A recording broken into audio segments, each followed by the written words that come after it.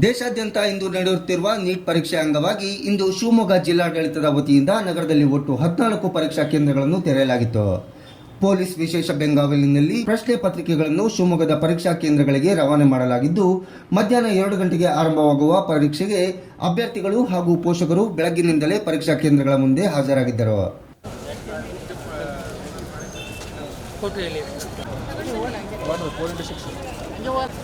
ಕೇವಲ ಇನ್ನ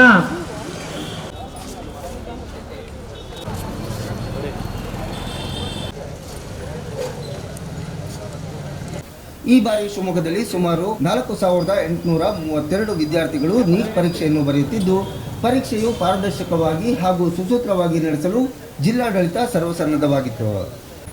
ಪರೀಕ್ಷಾರ್ಥಿಗಳಿಗೆ ಪರೀಕ್ಷಾ ಕೇಂದ್ರಗಳಲ್ಲಿ ಅಗತ್ಯ ಆಸನ ಮತ್ತು ಮೂಲಭೂತ ಸೌಲಭ್ಯ ಕಲ್ಪಿಸಿರುವ ಜಿಲ್ಲಾಡಳಿತ ಪರೀಕ್ಷಾ ಕೇಂದ್ರದೊಳಗೆ ಮೊಬೈಲ್, ಪುಸ್ತಕ, ಬ್ಯಾಗ್, ಪರ್ಸ್, ಎಲೆಕ್ಟ್ರಾನಿಕ್ಸ್ ಉಪಕರಣಗಳು ಹಾಗೂ ಪೆನ್ಸಿಲ್ ಸೇರಿದಂತೆ ಮಾರ್ಗಸೂಚಿ ಅನ್ವಯ ಕೆಲ ವಸ್ತುಗಳನ್ನು ತರುವುದನ್ನು ಕಟ್ಟುನಿಟ್ಟಾಗಿ ನಿಷೇಧ ಮಾಡಲಾಗಿತ್ತು.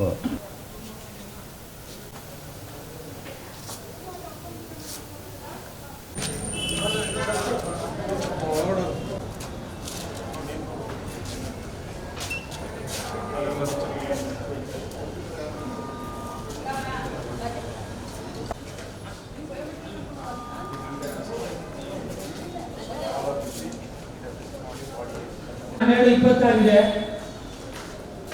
ಪ್ರಿಸ್ಪಿಂಗ್ ಸಮಯ ಅಂತಿಮ ಹಂತಕ್ಕೆ ಬಂದಾಗ ಎಲ್ಲರೂ ಬಂದ್ರೆ ಬಯೋಮೆಟ್ರಿಕ್ ಅಟೆಂಡೆನ್ಸ್ ಇಲ್ಲಿ ಕ್ರೌಡ್ ಆದಾಗ